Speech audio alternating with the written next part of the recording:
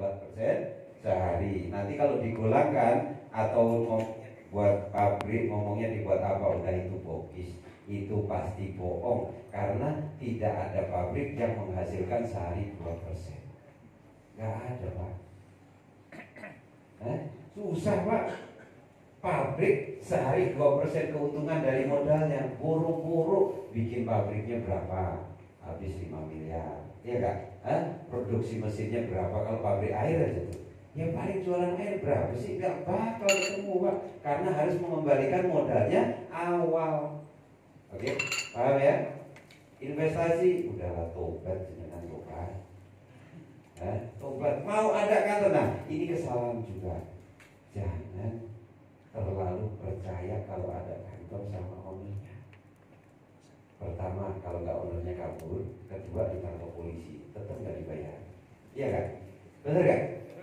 Mau sistemnya sebagus apapun, udah kaya kaya, saya ownernya, saya alah, besok ditangkap dan kena OJK. Iya, sampai percaya, tapi masalahnya di negara kita ini memang agak-agak asik gitu loh, asik. Jadi tangkap aja udah pokoknya, kan? Padahal sebenarnya dia minta jatah. Tetap kan? Nggak kebayang. Iya. Jadi sekarang ada yang seolah-olah kayak cryptocurrency tapi sebenarnya itu investasi. Bagaimana dasarnya patokannya? Patokannya adalah apa pembayarannya. Woi, kalau sekarang mau ini bisnis gua mah keren, bisnis gua mah paling top hari ini. Kenapa? Pembayarannya pakai ETH. Woi, gagah gak, Pak? Gagah gak? Keren ya? Keren. Iya. Pakai Bitcoin bayarnya, keren gak? Keren. Nah, keren. Koinnya karena sudah ada di market. Pakai mesin doge, keren gak, Pak? Keren. Keren. Saking kerennya sampean dibodohi. Ya, sekarang gini, Pak, banyak sekarang lagi seru adalah mining robot doge. Pertanyaannya gini, Pak, itu yang bikin robot itu dibalik aja.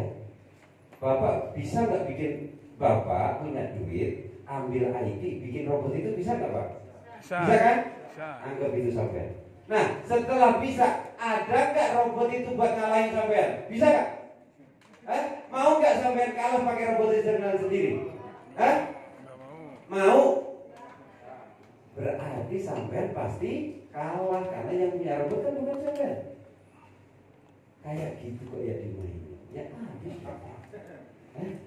Jadi robot itu diciptakan untuk menangin yang punya, bukan menangin yang ada di situ yang main.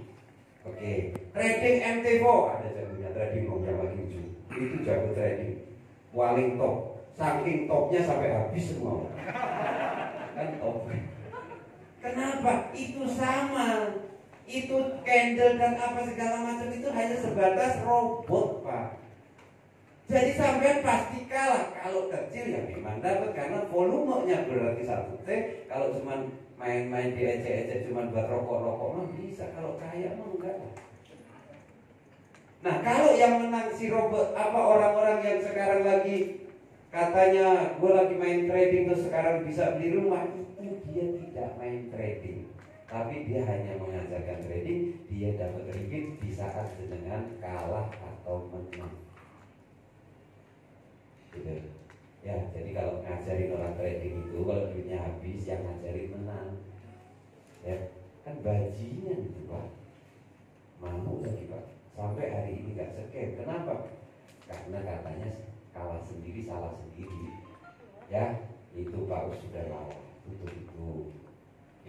Nah, kenapa? Nah, kalau yang tadi investasi seolah-olah hebat, yang tadi dapatnya Bitcoin, dapatnya ETH, dapatnya doge, itu ya sama investasi.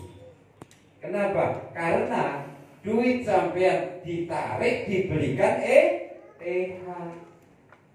Habis itu sampean dicicil bayar ETH.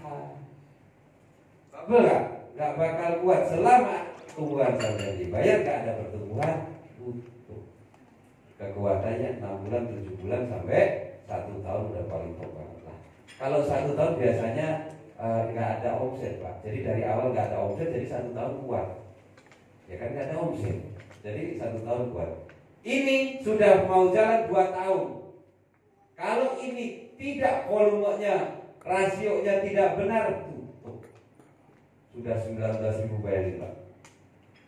19.000 kalau bayar 25%. Ada yang masuk 1 juta, ada yang 2 juta. Kemarin jenderal ada yang masuk 1 miliar Pak, jenderal semua. Cuma besok hari Sabtu insya Allah kalau jadi ada beberapa artis yang pengen ketemu saya, berarti lebih artis saya dong ya Pak, artisnya aja pengen ketemu saya. Jadi di sini bagaimana cara mengelola uang. Saya akan, jadi besok kalau diajakin yang ada bonusnya ETH atau yang pokoknya yang keren-keren itu nggak usah ikut. Kenapa? Karena ya itu tadi investasi sama dibayar duit. Karena yang bikin itu bukan yang punya ETH, hanya beli ya secukupnya aja. Oke Pak. Ini pergerakan saya kemarin. Saya membeli 4 juta koin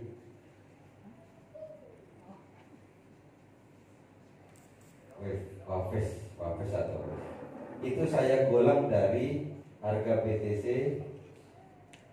171. Nah jadi gini Pak. Jadi saya punya BTC, saya belikan ini. Itu ya, BTC 170. Di saat saya balik ke sini Pak, itu harga BTC-nya turun.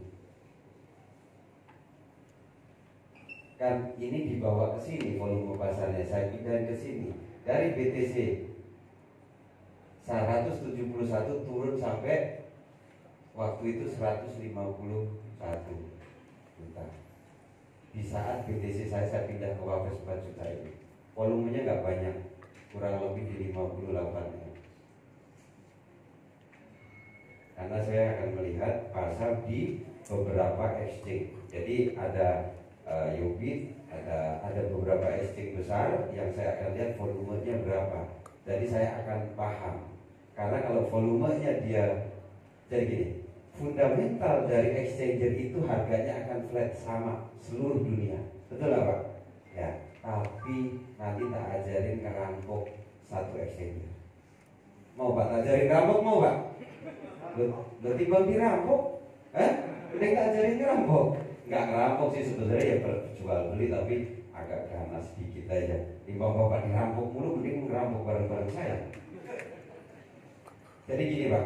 Jadi salah satu yang kemarin saya ajar adalah saya melihat Yobit sama di Indonesia. Di saat ini saya golang, ini akan turun menjadi 151. Di saat 151, tapi belinya pelan-pelan Pak. Nggak bisa pernah. Banyak yang bodoh. Trading Indodax misalnya, contoh harga koin Wafes harganya 43.000 gitu. Katanya mau beli murah, dia masang harga di 42. Inilah gobloknya orang. Orang duit kita kok dipamer-pamerin di situ, kan tinggal nyikat aja itu sebenarnya. Nah, itu yang tidak dipahami. Saya trading itu adalah di saat dia setiap exchanger itu punya robot mentok sama exchanger lain. Ya? Jadi robot akan menyamakan exchanger. Karena begini Pak, di saat Bapak main di Indodax itu sebenarnya koin misalnya Bitcoin itu ditukar angkanya Indodax. Terus koin sampai di mana? Dia ada di blockchain namanya. Ya, jadi seperti bank. Bapak kerja keras, ya kan, dapat gaji, habis dapat gaji, Bapak titipin duit bank, Bapak pulang bawa angka. Ya Pak. Selama ini Bapak mau kaya, saya nanti kalau udah kaya saya akan bisa hidup enak, bisa bahagia apa segala macam. Bohong. Orang sampai itu semua kerja, duitnya ditaruh, dikasih ke bank. Iya kan? Kan nggak dikelola sama Bapak. Semua pokoknya sampai kerja, jadi apapun itu, bisnis apapun itu, pokoknya kalau punya duit ditaruh di bank. Sampai punya duit nggak? Punya nggak? 12.000. Bapak kerja digaji, duit. Habis itu datang ke bank ditabung, Bapak pulang bawa duit gak? Berarti Bapak tidak punya duit. Bapak punyanya angka. Oke? Paham ya? Ini agak ke dalam dikit nih, biar kita paham. Jadi akhirnya Bapak ditukar. Selama ini Bapak dibegituin terus. Lama-lama Bapak punya duit banyak, mau ambil duitnya 1 M nggak bisa. 100 juta aja sehari, ya kan? Duit gua nggak bisa, aturan katanya. Oke? Nah setelah itu Bapak ditanya, Bapak mau beli apa? Saya mau beli rumah 1,7 miliar. Oh Pak, nggak gitu. Tenang Pak, Bapak mendingan depositonya yang 2 miliar itu biar aman. Bapak DP aja 200 juta. Jadi tanpa ini Pak, ya aman. Gitu. Karena Bapak nggak usah nggak usah urus banyak-banyak gitu. Langsung saya kasih pinjam. Nah Pak, Bapak DP 200 juta, utangnya masih 1,5 miliar. 15 tahun Bapak bayar sekitar 8 juta.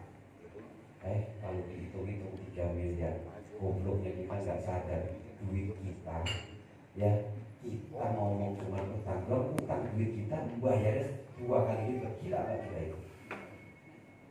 Harus dipahami Pak, bagaimana kita punya uang dari kecil sampai gede, bukan cerita bisnis, tapi kita harus kelola secara benar. Siap. Kalau nggak dikelola ya begitu aja hidupnya. Kenapa? Karena nggak pernah punya duit. Kalau punya 1 miliar, 2 miliar, 100 juta, cuman katanya karena duitnya di bank. Pas ada teman ada yang beli cilok, ada yang jualan cilok, anak minta cilok, duitnya di bank, jadi beli nggak?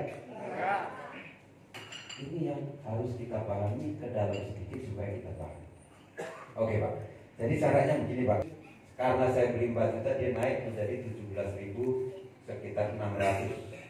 Ya, setelah saya habis 4 juta itu, karena volume dari beberapa kotak cuman saya lihat hanya 90 miliar.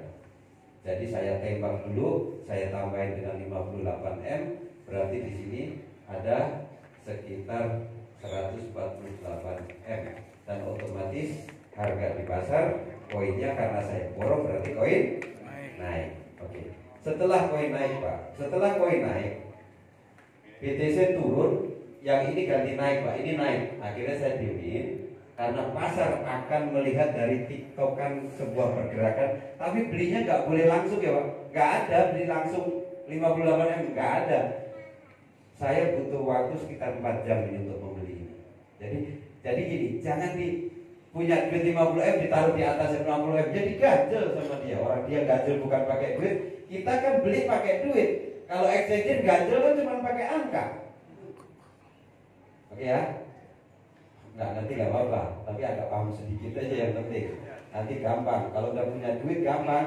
Memang kalau udah punya duit itu cerdas Pak. Iya, kan begitu ya. Oke. Nah, kalau ada yang masang harga berapa targetnya begitu, Bapak harus paham tuh targetnya berapa yang Bapak bakalan keruk. Caranya begitu. Jadi target ini, karena ini nanti kalau candlenya si tradingnya sana menyentuh, dia akan balik Pak ke atas. Dia akan nutup posisinya. Tapi kalau pelan-pelan, robotnya bego. Saya udah berapa kali ngetes ini, robotnya bego. Nah, jadi setelah itu ini akan naik volumenya karena saya goyang-goyang terus. Jadi saya beli, saya jual, saya beli, saya jual. Akhirnya volumenya naik Pak, ini sampai di kemarin terakhir itu adalah di 71 Wafesnya. Wafes sampai 71. Waktu itu Mas Amin dari Cirebon telepon ke saya, Mas Ayu, nyampe lebih dari 70 gak? Ya nyampe, tapi habis 70 pasti turun, saya bilang. Waduh, kayak dukun aja Mas Wahyu katanya kan. Bener, tapi bener. Habis itu ini langsung turun menjadi 51.000.